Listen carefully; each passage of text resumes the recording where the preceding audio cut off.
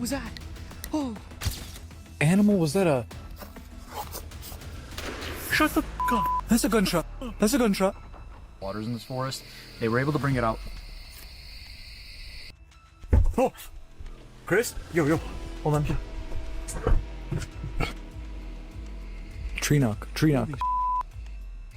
Oh. Oh. Kenneth! Some encounters fade with time, but others never leave you. From sudden knocks inches away, to glowing eyes that match their breathing, to something pacing behind them step for step. Every witness in this compilation swears the same thing. Bigfoot didn't just appear. Bigfoot approached. Bigfoot watched. These 9 cases will show you exactly why these witnesses still can't forget a single second of what happened next.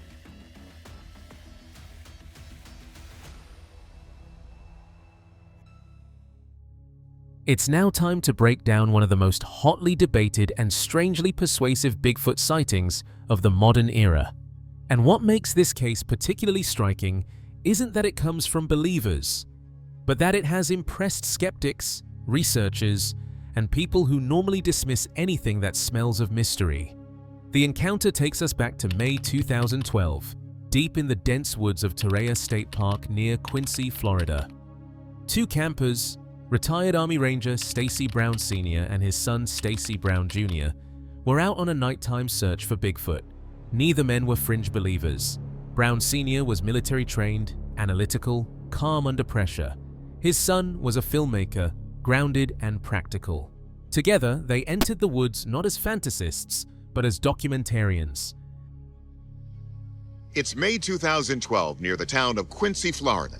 Retired Army Ranger Stacy Brown Sr., now deceased, and his filmmaker son Stacy Brown Jr. are camping in Torreya State Park on a search for the elusive Bigfoot. That night, the forest didn't feel empty. They started hearing something. Movement on the right, then movement on the left. Not slow or timid, but purposeful. The kind of movement that makes experienced woodsmen listen twice. They switched on their FLIR thermal camera, expecting maybe a deer, a hog, or nothing at all. They start hearing some noises, so they pull out their FLIR thermal camera and head off down a trail. We would hear something running on our right, and then we would hear something running on our left, and it stopped real quick. And then Dad looked up at the, up there at the tree, and he's like, On the thermal display, behind a large tree, a dark, heat-radiating shape protruded. A shoulder, a head. Something was leaning out just enough to observe them. Before either man could fully grasp what they were seeing, the figure bolted, crossing an open gap in a single smooth motion. That moment, the mid-stride thermal silhouette became known as the money shot, a frame later compared to the iconic Patty look-back from the 1967 Patterson-Gimlin film. Brown Sr. immediately panicked, an unusual reaction for a trained ranger. The camera died. They retreated straight to their truck. There, reviewing the footage for the first time, they realized they had captured something that looked nothing like a human. Then it takes off and crosses this gap, and he goes into full-blown panic mode. The camera goes dead. He's like, we gotta go. He's like, do you got your gun? I knew exactly what we had on camera. It was proof to me and my dad, because who on a Tuesday night is a mile and a half into the woods running around with no flashlight? And this is where skeptics started paying attention. Who, after all, wanders deep into a state park in complete darkness, a mile and a half from the nearest road, without a flashlight, without any reflective gear, running at speed through uneven terrain? If it were a prank, it would require a level of risk that borders on reckless stupidity. If it were a costumed hoax, the thermal camera should have revealed inconsistencies. Temperature patches, blocked heat signatures, cold zones where clothing masked body heat. But that didn't happen. Veteran Bigfoot investigator Steve Kulls, known for debunking cases more than endorsing them, weighed in. Florida, he explained, has a long history of sightings. Not just of Bigfoot, but of its regional cousin, the skunk ape. Smaller in build, adapted to warm swamp climate, but otherwise nearly identical in behavior. Native Seminole and Muskogee tribes even had a name for it, Esti Kapkaki, the tall man, a forest guardian. In Florida, they have something called the skunk ape, and there's been a lot of sightings over many years of what they describe as a Bigfoot type of creature. What they call that is the skunk ape, partly because it smells skunky. But for all intents and purposes, it's the same thing as a Bigfoot. It's not quite as big or robust as the ones in, say, the Pacific Northwest, but that is kind of expected due to the climate being a lot more tropical. Could the Browns have captured this very creature? Then came the scientific angle. Dr. Jeff Meldrum, a respected anthropologist often cited by skeptics and believers alike, analyzed the thermal image. His assessment was surprisingly straightforward.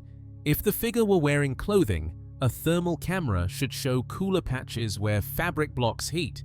But in this footage, the heat signature was uniform. No breaks, no cold spots, no clear outline of clothing at all. It was shot with a thermal imager, and so it's picking up the heat signature. Typically, if any clothing is being worn, it masks the intensity of the heat emanating from those covered parts of the body. Honestly, don't see any of that. It's just a pretty uniform signature that would suggest a body a la natural. His implication was simple. This doesn't look like a dressed human. And that single comment pushed the footage into an entirely different category. Not confirmed, but not easily dismissed either. Even with all this, the conclusion can't be absolute. The camera was early generation FLIR, meaning detail is limited. The environment was pitch black. The figure was distant. All of that muddies perfect identification. But it also strengthens one point. If this was a human, it was a human behaving in a way no sensible person would behave. Silently, swiftly, half hidden, without light, without protection, and without clothing, detectable on thermal imaging. It looks to be like a large primate, but it doesn't seem to match the body structure of the living apes, of chimpanzees or gorillas being the most prominent ones. It seems like its legs are too long, and when gorillas walk on their hind legs, they're not hunched over like that, they're more upright. The way it comes out of the trees is what we call a Groucho walk. It's very typical of what witnesses say Bigfoot walks like. In other words, if it was a hoax, it was a dangerous one. If it was a person, it was an inexplicable one. And if it wasn't either, then what exactly did the Browns capture? For now, the verdict stands where most credible researchers place it: unknown creature, not proven, but far from debunked, and absolutely worthy of further investigation. So after the knocks, the thermal figures, the crashes in the dark, and the stories that refuse to die, one question remains. If Bigfoot isn't real, then what exactly are people seeing? Until the next investigation, stay curious, stay alert, and remember, some things stay hidden because they want to. Meet the creator behind Rocky Mountain Sasquatch, a YouTube channel devoted to exploring the rugged, isolated landscapes of the American West in search of Bigfoot. Expeditions take viewers from forgotten history to modern sightings, diving deep into the heart of the legend.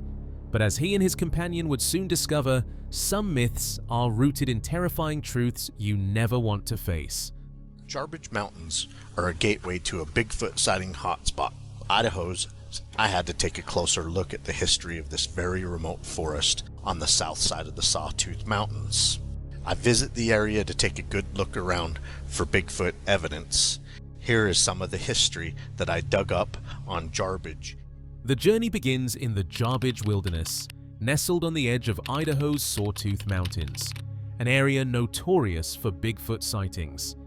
The host sets the stage by recounting the brutal history of the region, including the harrowing survival story of Rita Chrétien, stranded for 47 days in this unforgiving landscape. There's many legends, Shoshone and Paiute, that come out of the Jarbidge area. It is about a giant, kind of like a ghost story, but maybe it has some relation to Bigfoot. They call it Tusahabits. Tusahabits lived in a rugged, remote canyon.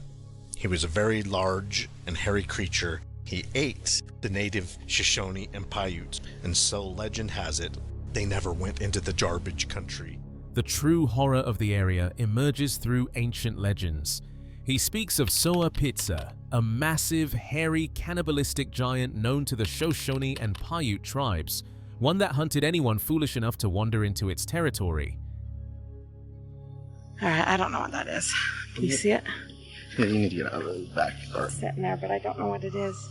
See, it kind of looks like he's sitting there. Like that's his... Does it look like anything to you, or is it just... It just looked like that's its head right there.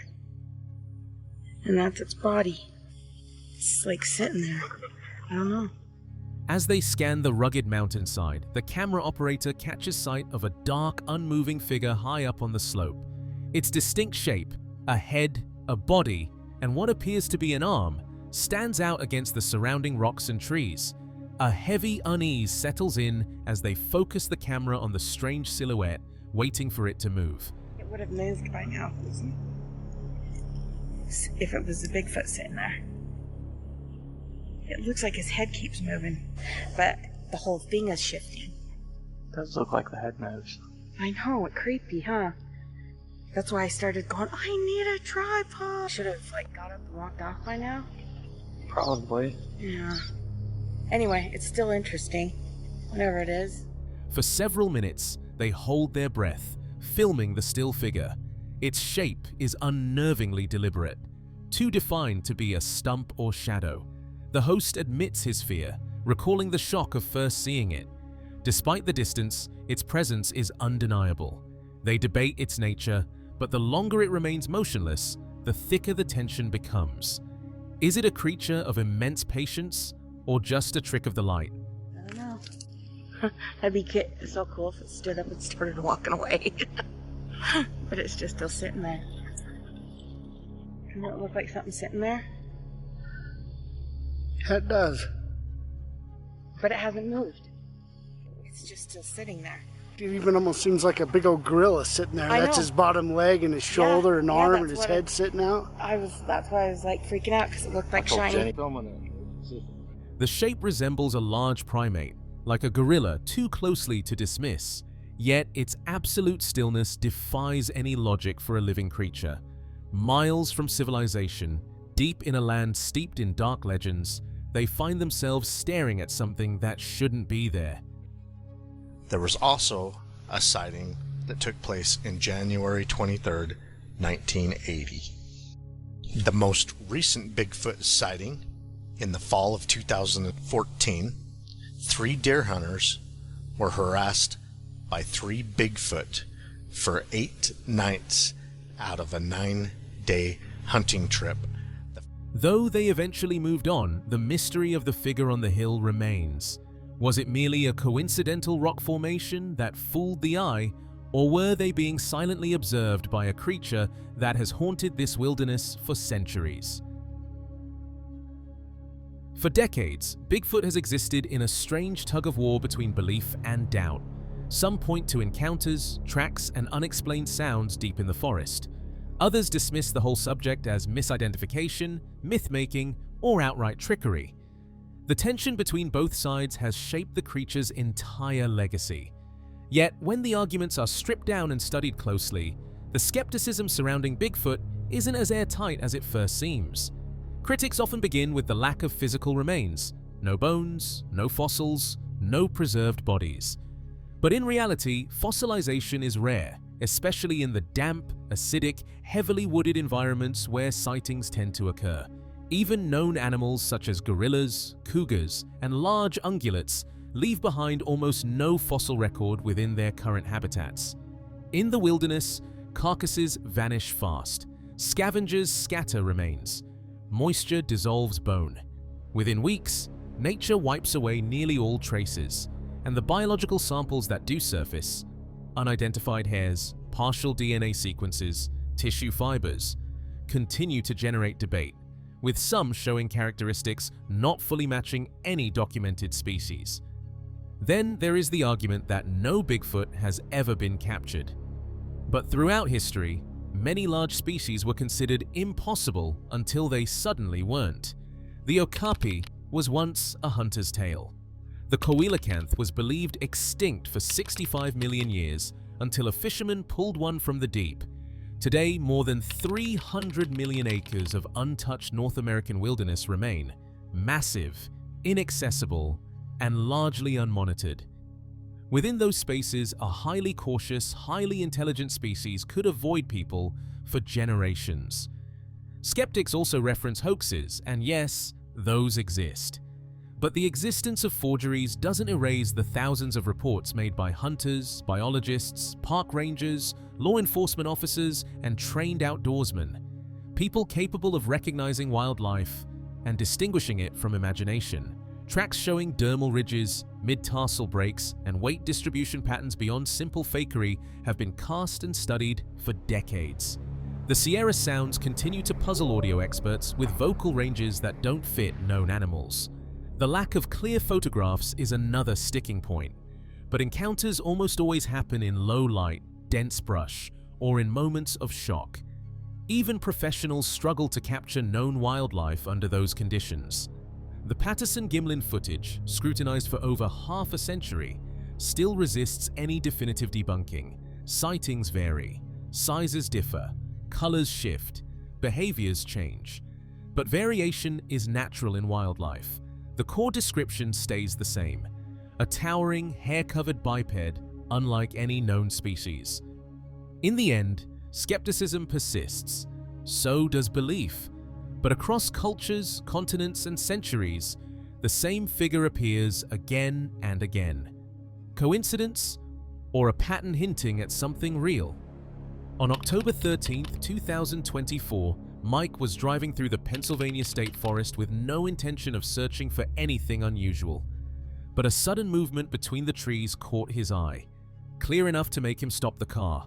Instinct kicked in. He pulled out his phone and began recording from a safe distance. Whatever was there stayed partly concealed, shifting just beyond the tree line. Mike never got close enough to identify it, and the footage offers no easy answers. Something was moving back there. Whether hiding, watching, or simply passing through, he still isn't sure.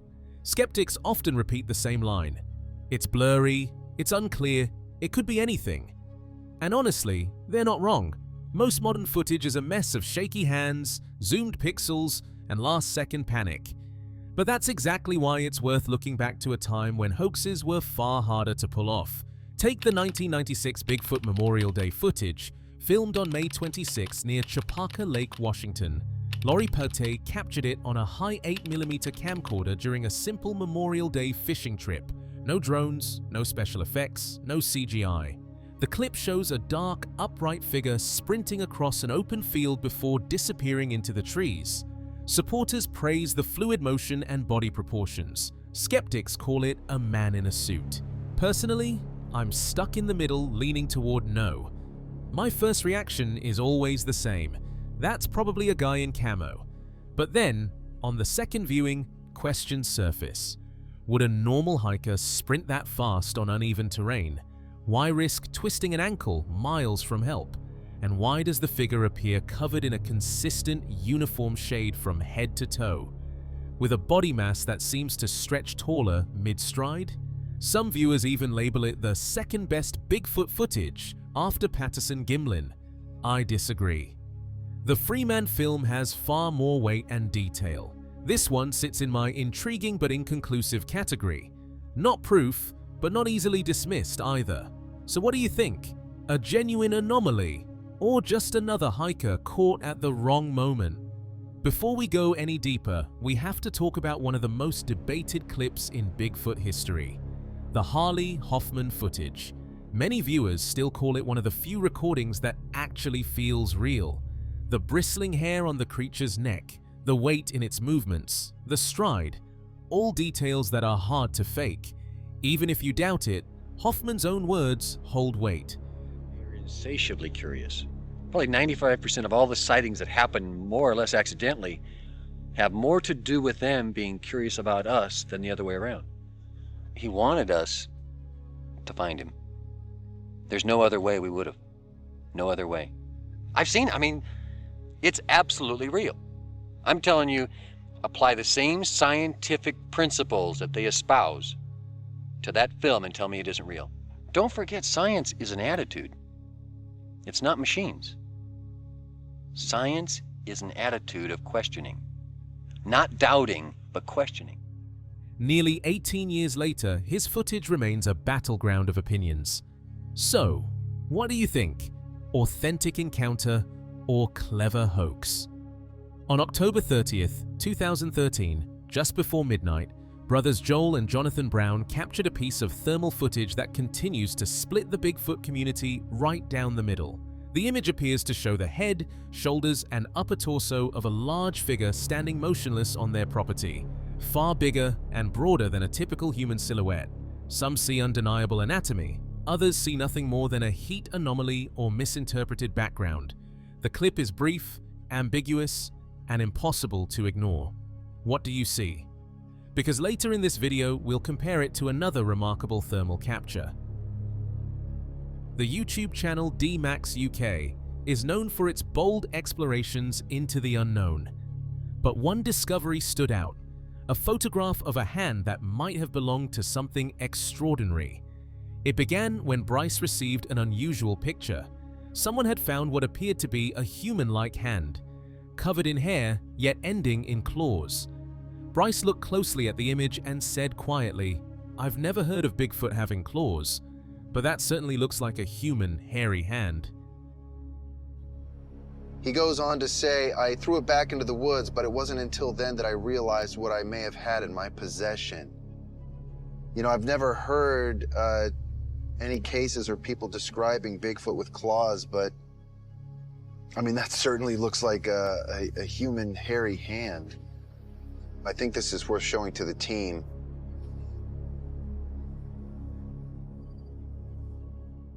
He decided to share it with the rest of the team. When they saw the photo, their reactions were a mix of surprise and confusion. But the claws changed everything. Primate hands don't have claws, they have nails. This was something else entirely. Bryce asked his teammate Ronnie if he had ever heard of Bigfoot stories describing claws. Ronnie said that accounts were mixed. Some people claimed Bigfoot's hands looked human, while others swore they had claws for protection or climbing. No one really knew. The mystery deepened, and Bryce decided more research was needed. Whoa. What? Yeah, strange, right? If you stop short of the claws, it actually looks like a human hand. Yeah. But then primates don't have claws, we have fingernails.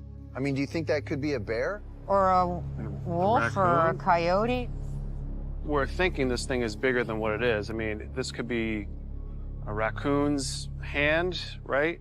If you look at the knot In the on the bag. plastic bag, it gives you a slight reference. So it does look big. The crew moved into the forest, following a faint trail that looked like something large had passed through recently. As they walked, they looked for signs, footprints, broken branches, or even nests. Researchers believe Bigfoot may build two types of structures: nests made of woven branches and tree formations bent and arranged in strange patterns. These, some say, could be markers or signs of communication. These are large branches, or sometimes entire trees arranged in unnatural patterns. Oftentimes they appear like teepees, but have been reported to take on a variety of shapes. There are several theories as to what purpose they serve. When it comes to tree structures, there's some different schools of thought. A lot of researchers, including myself, believe they're a form of communication.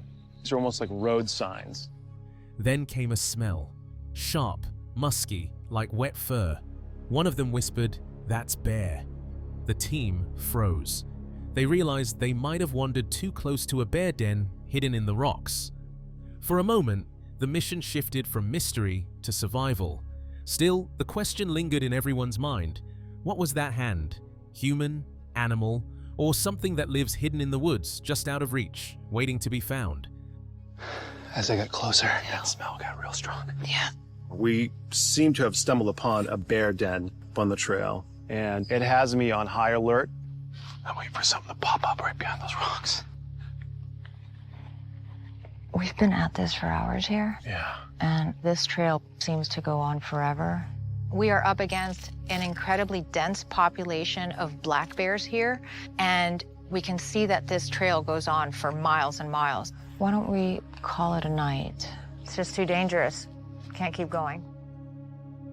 On October 14th, 2025, a big game hunter scouting near Nordegg, Alberta, set out to check an isolated stretch of wilderness, long known for unusual activity and whispers of Bigfoot sightings.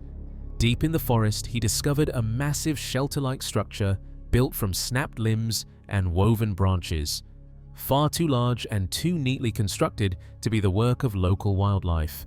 Sensing something was off, he mounted a trail cam facing the structure and returned to camp. Hours later, his phone buzzed. The footage that appeared was short, shaky, and deeply unsettling.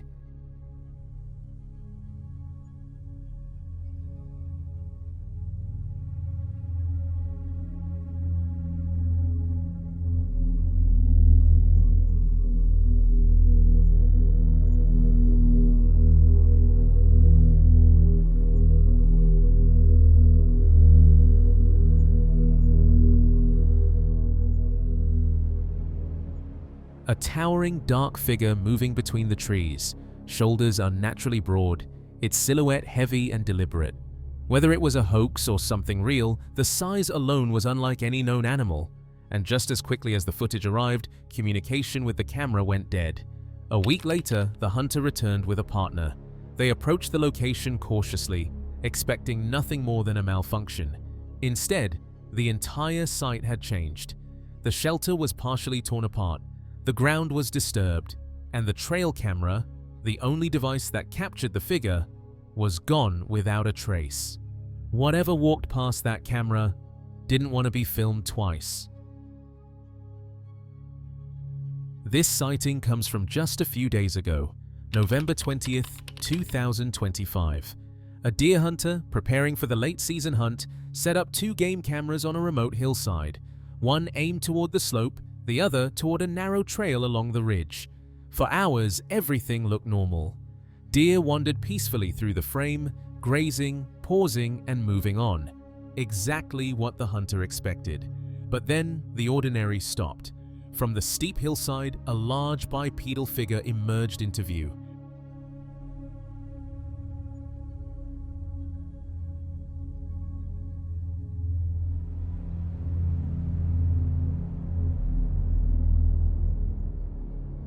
At first, it appeared almost like a shadow moving across the tree line, until it stepped fully into the frame. Tall, dark, covered in thick hair, its posture upright, its gait unmistakably two-legged. And strangest of all, it seemed to be dragging something behind it. Bears don't walk like that. They don't move with that kind of weight distribution, and they certainly don't drag objects across steep terrain. Seconds later, the second camera, pointed at the hilltop trail, captured the creature from a different angle. The shape, size, and movement all match. Same height, same heavy stride, same unsettling impression that this wasn't anything known. Whether it's a hoax or something far more mysterious, the footage is undeniably strange. What do you think about walking across that ridge? Footage courtesy Animal Planet. The BFRO team returned to rural Louisiana to investigate a 13-year-old girl who claims to have encountered Bigfoot at least 6 times while walking her dog near the dense woods behind her home. The investigation team gathered to hear her account. A legend said to walk among us. The room went silent as she began. My sighting happened about 6 months ago. We were walking back from the little creek, and I kept hearing this rustling in the leaves. 5 years ago, on a quiet evening, she was leaving a friend's house when a chilling, unearthly scream pierced the night. Raw, guttural, inhuman. It froze her in place, fear gripping every inch of her body. 5 years ago, I was at a friend's house and was walking out of their door, jumped towards my car, and I heard this scream. It wasn't human. She froze where she stood, her entire body trembling as tears streamed uncontrollably down her face. Every rustle, every shifting shadow around her suddenly fell alive, watching, waiting, turning the quiet woods into something terrifyingly unfamiliar. But it scared me so bad that I just immediately began to cry. I just stopped dead in my tracks and cried. It made my inside shake. Another girl, Renee, stepped forward. 6 months ago, while returning from a quiet creek, she heard leaves rustle unnaturally. Her dog growled and stiffened. When she looked back, a towering figure, 6.5 to 7 feet tall, covered in thick brown-black fur, stood motionless among the trees, its dark, unblinking eyes fixed on her, silently watching. My sighting happened about 6 months ago. We were walking back from the little creek, and I kept hearing this rustling in the leaves, and I had my dog with me, and she was acting really strange. And I looked behind me, and there's this 6.5, 7 foot tall creature covered in brownish black fur. And I looked, and probably about 30, 40 yards right there, it was just staring at me. When she finally glanced back, her breath caught. About 30 to 40 yards away, the creature stood perfectly still among the trees. Its dark, unblinking eyes were locked on her, filled with an unsettling intelligence.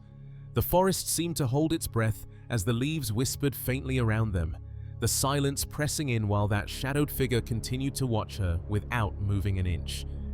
And I looked, and probably about 30, 40 yards right there, it was just staring at me. Renee described repeated encounters, wood knocks echoing through the trees, fleeting glimpses of the creature lurking just out of sight. In the last 8 years, probably about 6 times, she whispered, her voice tense. All of them are near my house. It's literally my backyard. And almost every time I go in the woods, I get a wood knock or I see it. How many times have you seen it? In the last 8 years, probably about 6 times. 6 times near your house? It's literally my backyard. Bobo met with the witness, Craig Woolheater, a Louisiana Bigfoot eyewitness, offering a firm handshake and a calm nod. As he looked around the area, his brow furrowed. It was nothing like he had imagined. "This is completely different from what I pictured," Bobo said quietly, scanning the woods around them. Hey, Craig. Hey, Bobo. Good to see you. Yeah, man. Once again, I have a picture in my mind of where the event took place when I get out of here. Craig recounted his own sighting. Heading north on Highway 71, he saw an upright figure moving through a clearing, walking parallel to the road in complete silence. About 7 feet tall, covered in dark hair that rippled with each step, broad-shouldered and powerful, it was unmistakably Bigfoot. We were heading north on Highway 71. About halfway from the edge of the road to the wood line there, we see an upright figure. It's covered in hair, and it was walking parallel to the road. His mind struggled to comprehend what he had seen. When people asked if he was sure it was Bigfoot, he couldn't think of any other explanation. The creature walked upright on 2 legs, stood about 7 feet tall, and was covered in thick, dark hair that seemed to ripple with each movement. Its broad shoulders and powerful frame made it clear this was no ordinary animal. After hearing these accounts from deep in rural Louisiana, one question lingers. If you were standing alone in those woods, with the legend silently watching, what would you do? Flee or face the mystery that walks among us? I mean, it was walking on 2 legs, 7 foot tall, covered in hair. That's just elementary math. 7 foot tall, 2 legs, hairy. That's a Squatch. That's what I thought. Yeah, there right? you go. You run a research group. What kind of reports do you get down around here, like the Louisiana, Texas area? Do you hear like the big, bulky ones or the more like the taller, leaner ones like you saw? Taller, leaner ones out here, but there are, in this area, there are lots of reports. When the Legend Hunters team arrived in Eufaula, Oklahoma, they weren't stepping into a blank slate. They were stepping into a region shaped by generations of eyewitness stories, warnings, and encounters, some recent, others passed down through the community like unspoken truths.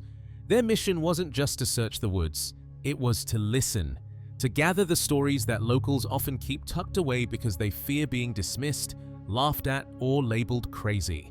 In places like these, Sasquatch isn't a punchline, it's part of the landscape. Yay! Hey, I make it all right? Yeah, good. See you. Glad you're here today. I'm excited to hear these stories, and I'm excited to hear what the elders have to share with us today. There must be a lot of sightings in this area, is that correct? Yeah. If you got hot spots where you think he might be showing up, please let us know, because that's what we're after. We're here to find evidence. Their first stop was with the elders, people who've lived long enough in the area to understand its secrets. And the moment the team began asking questions, the stories started flowing. Not vague sightings or embellished tales, but experiences delivered with the matter-of-fact tone of people recalling events exactly as they happened. One man described a scream so intense it made her hair stand on end, an animalistic howl that didn't match any known creature in the region. Another recounted the sound of trees shaking, snapping, moving in the darkness when nothing visible could explain it. And then there were the striking, more dramatic encounters. One day they were coming back from town. They went down to make a beer run. Pulled in there real fast, and the light shined on the Bigfoot. They all seen it.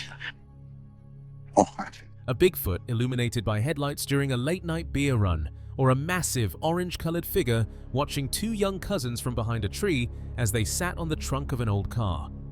The details from entirely different people carried the same undercurrent: size, presence, smell, and above all, intelligence. What stood out even more wasn't just the variety of stories, but their consistency. Most pointed toward one main artery cutting through this wilderness, Highway 9. Are y'all smelling that? I am. What is that? I don't know. It's a strong odor. Yeah. I mean, it happened so fast. We didn't have time to get ready for anything. That smell. Yeah, I can hear it. Did you hear that? Hey guys, it's footsteps. Nearly every storyteller referenced it.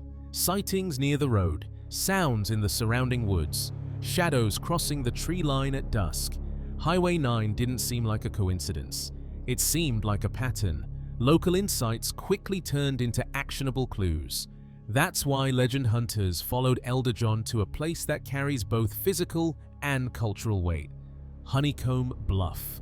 Right back over here, over the fence line. He's sitting right there looking at the movie there. Well, there'd be like two sets of eyes just right there. And I'd be like, hey, what is that over there? They're like, oh, it's raccoons. I go, looks bigger than coons to me. The cows are too short to do that. You know, it's pretty active. But I just know they're around here. You know, for some reason they like it here. This is where they climb over right here. See how it's all pushed down? Oh, yeah. They climb over there and get in there. Who does that? We didn't do that. That's not, my family does not do that. We do not mess up our fence lines. A rugged mountain region riddled with caves, cliffs, and natural hideouts. The area's history is woven deeply into Muskogee Creek tradition. Stories of warriors, rebellions, and even the legendary Jito Harjo, who, according to oral history, once took refuge in these cliffs and learned spiritual medicine songs from a clan of Bigfoots said to live there. To outsiders, this may sound mythical, but to the people here, these accounts aren't metaphors. They're part of the community's inherited memory. There's numerous stories about Jito Harjo. When he got hurt and running from the military, he came out here and hid. Jito Harjo was a hero to the Muskogee Creek people. He ran the Crazy Snake Rebellion for the Muskogee Creeks. You know, he was the one that stood up to the U.S. government. The government was trying to treat him like they were treating Sitting Bull and Geronimo. They were trying to discredit him in his efforts to uphold a treaty. We had an agreement with the U.S. government to give up our homeland. From Honeycomb Bluff, the hunt moved 2.3 miles south toward Mill Creek, another hotspot. The team walked the narrow back roads, pointing out water access, thick foliage, and natural hunting choke points. Anywhere with food, cover, and escape routes is a potential travel corridor for wildlife. And in this landscape, the same logic could apply to something bigger, something smarter. Tracks, some possibly human, some definitely animal, crisscrossed the soft ground. Ripples surfaced in the water as if something had just slipped beneath it. Locals mentioned tunnels beneath the bank, places where even large animals could hide or travel unseen. One man described a creature swimming under his fishing boat before rising on the opposite shore, a detail baffling in both its behavior and coordination. And he had a story of seeing one on the shore. And it swam. And it came to him and his friends that were in the boat that was fishing. And it went under the water all the way underneath their boat across to the other side of the shore and got out and walked into the woods. Each element alone might be easy to shrug off, but together they formed a map, a behavioral outline, a picture of a creature using the environment with precision. The final step was technology. On private land believed to be a regular travel route, the team set up night vision trail cams facing each other, designed to catch anything attempting to avoid detection. It was the right idea, but like most serious Bigfoot hunts, the forest gave them silence. No images, no creature. Just the lingering sense that something was out there, but too cautious to be caught. After a week of combing through northeastern Oklahoma, the legend hunters didn't walk away with proof, but they did walk away with direction.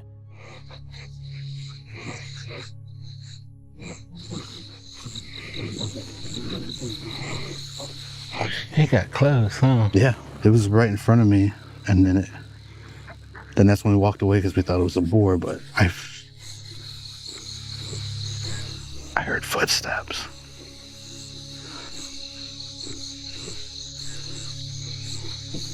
Dang, it's walking in there. Yeah, that ain't no boar. With patterns, with stories that matched too closely, too frequently, to be dismissed. So they headed back to Wetumpka, not defeated, but recalibrated. Because in this kind of search, every clue is a breadcrumb, and Oklahoma had given them plenty. Human testimony is an interesting thing.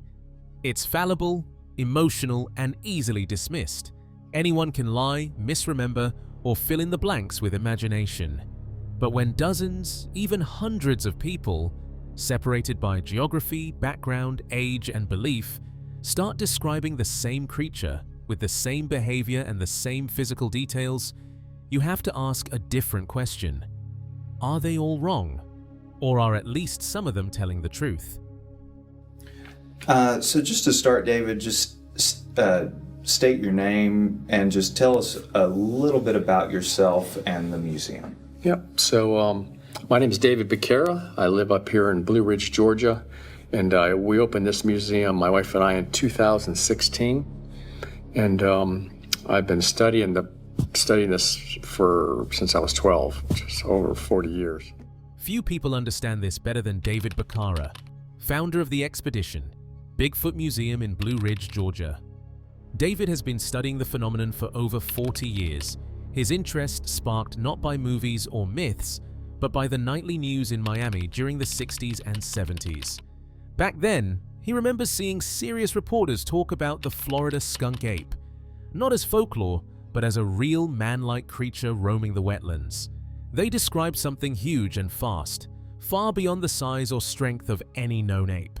And for young David, who was just beginning to learn about evolution, anthropology, and early hominids, this created a mental collision he couldn't ignore. Either they weren't really seeing this animal, he says, or what they were teaching me in school was flawed. That contradiction stayed with him for life, and eventually led to a museum filled with eyewitness accounts, casts, photos, and stories from people who swear they've seen something walking the forests of North America. And at that time, I was, in my schooling, I was learning a little bit about anthropology and the theory of evolution, and I kept thinking how those two worlds were colliding hard. And even at that young age, I knew that somebody had to be wrong. Either they weren't really seeing this animal, or what they were teaching me in school was flawed. And I think that short circuit as a child kind of stuck with me, and I think that's what solidified it. And David isn't the only one with a story that refuses to fade. Louisiana's own mountain man, known from Duck Dynasty, still remembers the night he and a friend heard something barreling through the creek bed behind them. Not a deer, not a bear, something with weight, snapping large branches like twigs. "You could hear the feet," he said. Been out that end, you could hear the feet sitting. Sound like somebody running. Man, this thing was breaking up some big sticks, and I said, I don't know about you, but I'm getting out of here. We took off like our rear ends was on fire, and we run up that hill to get away from him. I outrun him. And usually he can outrun me, but whatever was behind us, it was gonna have to eat him before it got to me the way I felt. Sounded like somebody running. Big sticks breaking. I told him, "I don't know about you, but I'm getting out of here." The two men sprinted up the hill, adrenaline pushing them faster than they'd ever run. Neither looked back, because whatever was in those trees felt close enough to touch. Mountain Man laughs now, but only because he outran his friend. "Whatever was behind us," he says, "it was gonna have to eat him before it got to me." Different states, different decades, different lives.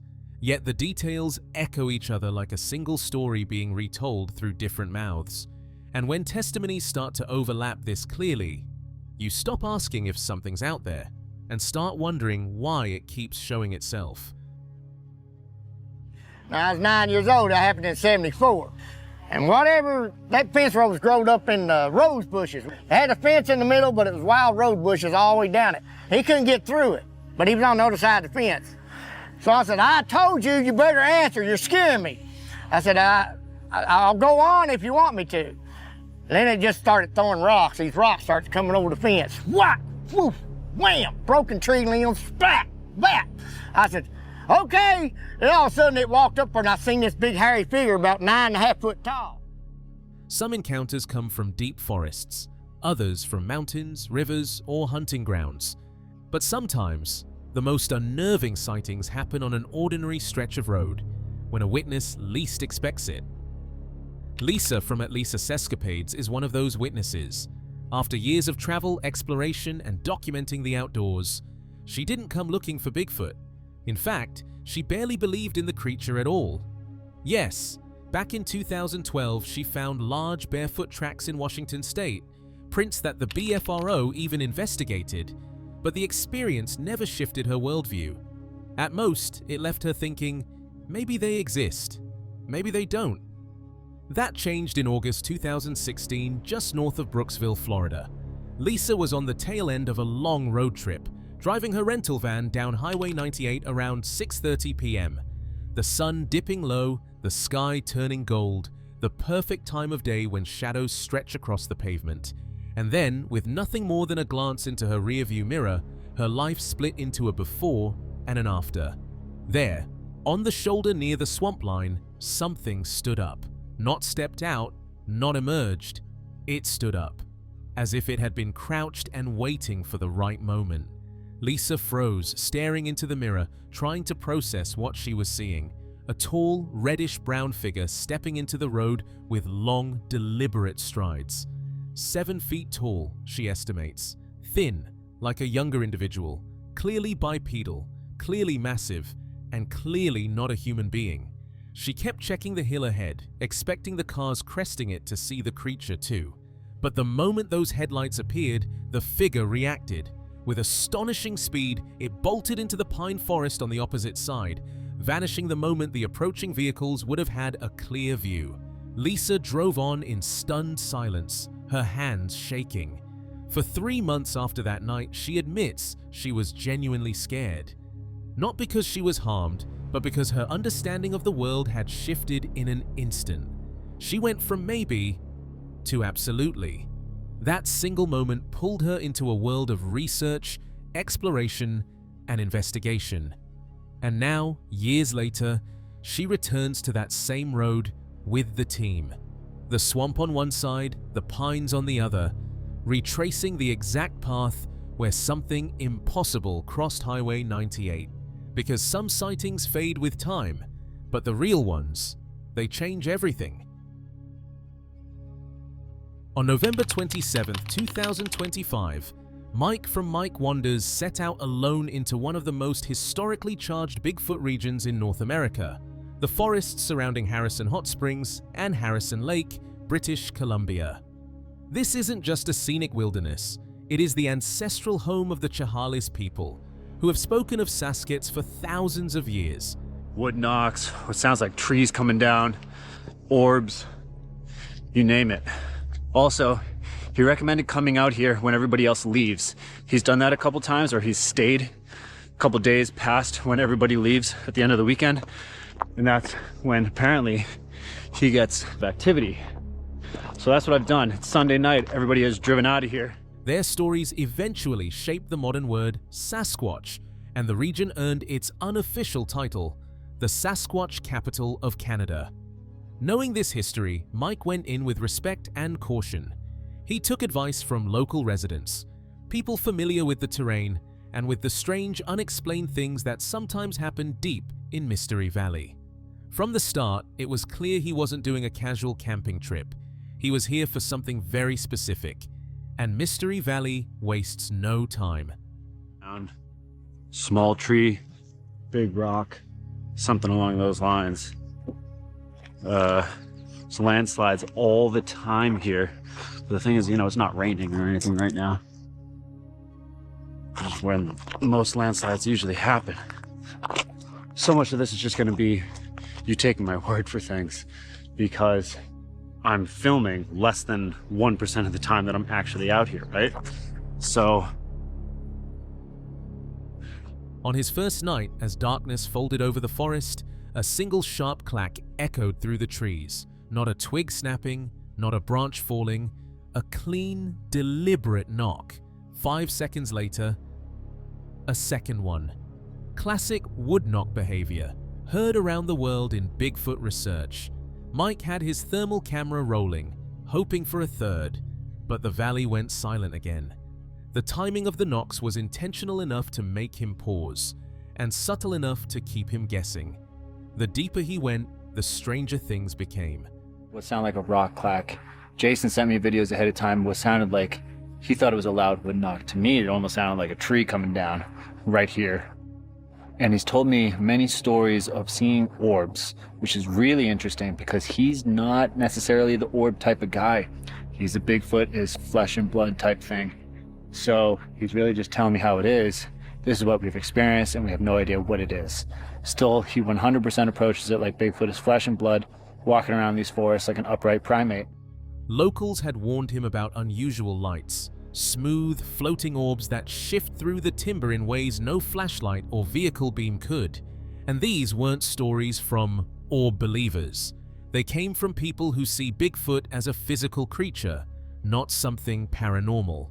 For them, the orbs are simply another unexplained layer of the forest, something they can't explain but can't deny either.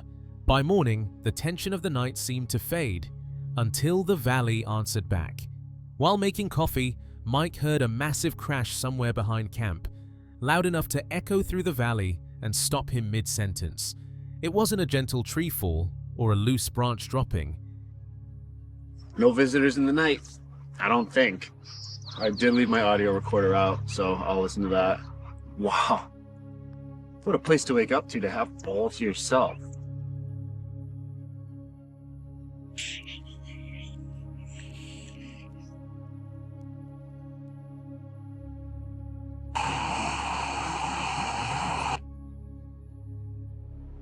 It was something significant hitting the ground hard. Landslides happen in the mountains, yes, but usually during rainfall or unstable weather. This morning, the forest was calm, so what could make a sound that heavy? Walking toward the direction of the impact, Mike admitted what every solo researcher eventually faces. He can't capture everything. Less than 1% of his time is actually filmed. The rest, the footsteps heard behind him, the knocks in the distance, the crashes before dawn, live only through his account. I'm bringing my tent with me in case I find a spot that kind of feels. I always go to those places that kind of feel squatchy. Some people hate that word. He spent the rest of the day pushing deeper into the valley, eventually hearing more wood-on-wood strikes as he hiked along the ridges. Sharp, fast, and varied. Not mechanical, not repetitive. Different tones, different distances. The kind of sounds that suggest movement, not coincidence.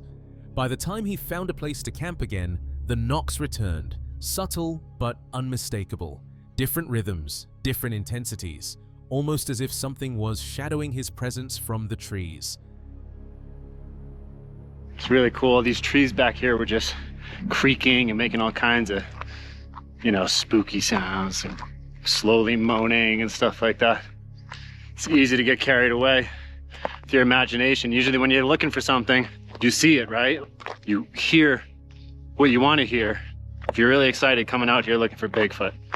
I've seen it, I've done it, I've seen other people get super excited. They want to see Bigfoot, they want it to be Bigfoot. After days of climbing, listening, and documenting what he could, Mike finally reached the end of his journey.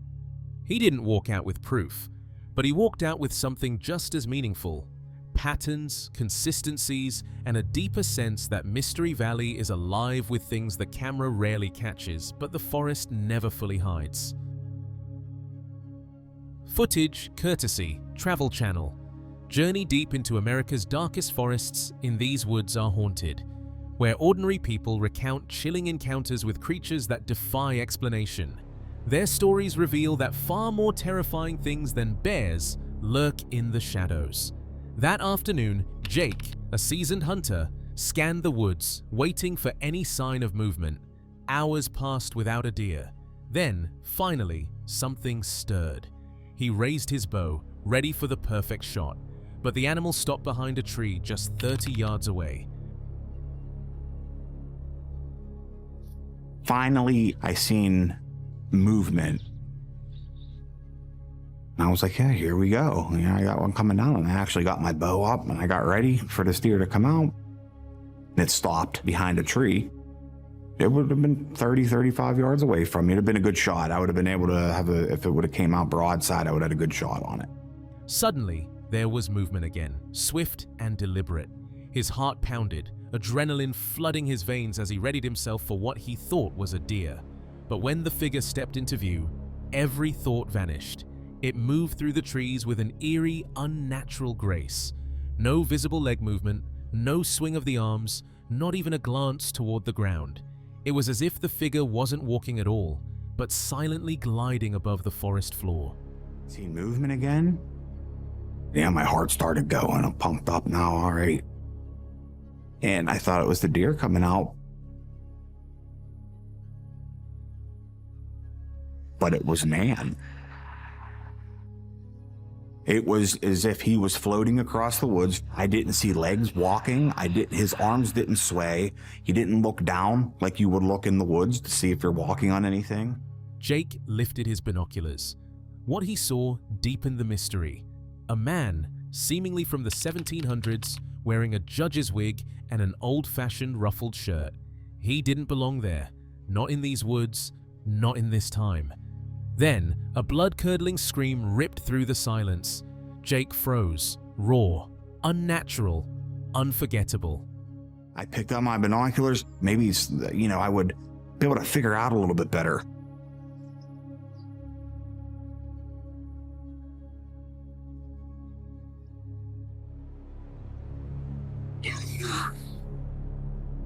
It looked like somebody from the 1700s. He's got a judge wig on. And one of those shirts on is ruffled, like down the middle.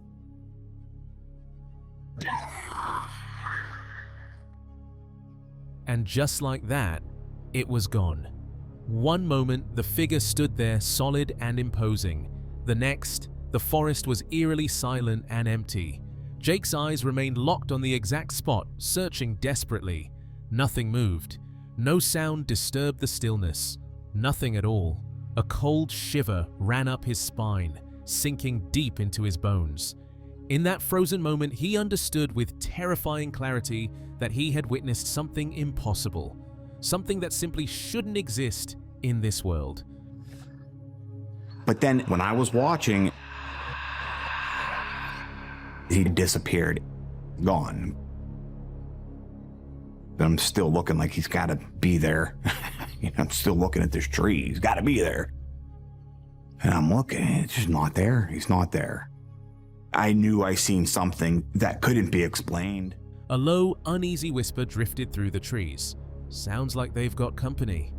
At first, it seemed like any animal, a bear maybe. But the truth settled in. It wasn't an animal, something unknown, something otherworldly. A tense, shaky voice broke the silence, confirming their fear. Growling harder. Sounds like you got company. We didn't know till later, but it wasn't just a big old animal that's just out there walking around. It was something else. You always think, oh, there's an answer for everything. Not for this. The first thing he noticed were the eyes, cold, hollow, and utterly unnatural. They seemed to hold a darkness far older than the forest itself, alive and malevolent, as if they had been waiting there for centuries.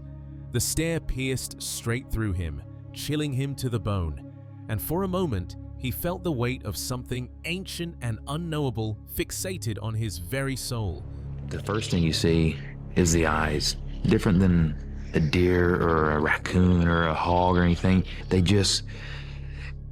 the strangest thing you've ever seen. A rustling moved across the path, too deliberate, too heavy for the wind. "Seth, where are you?" His voice trembled. Then a massive figure emerged. Broad, square shoulders, thick, matted hair, a distorted, unnatural head.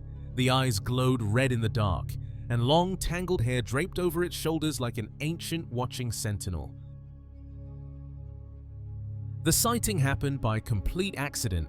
It was never part of the plan. On their way home from a week-long Bigfoot expedition in Colorado, the Rocky Mountain Sasquatch organization planned to return through Spanish Fork, until a massive wildfire shut down the entire canyon. Traffic was diverted up Indian Canyon, a route they never use. And that single reroute became the reason one of the most startling encounters in their history occurred.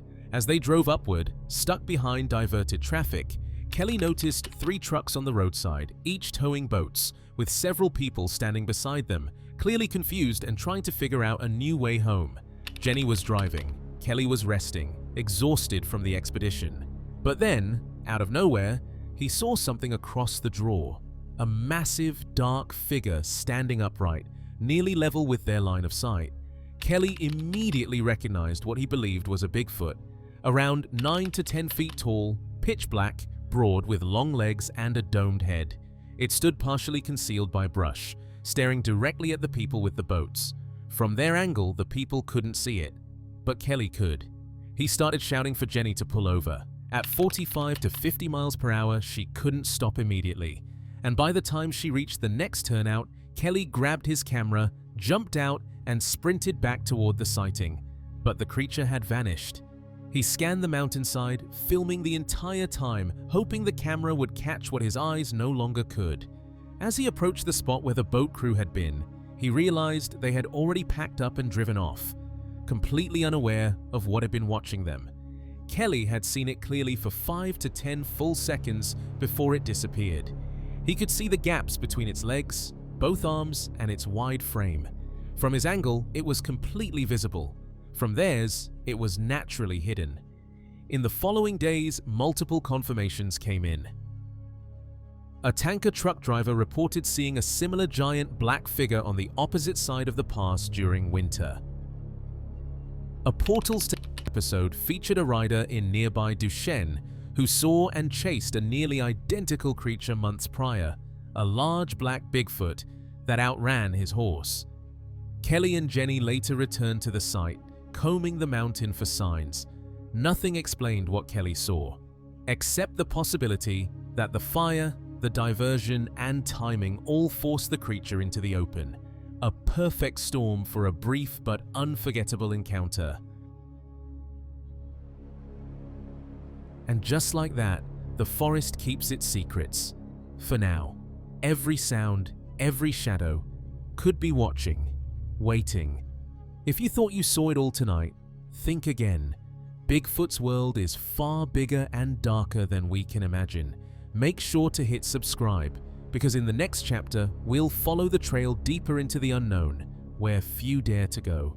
Until then, Keep your eyes open and your footsteps quiet.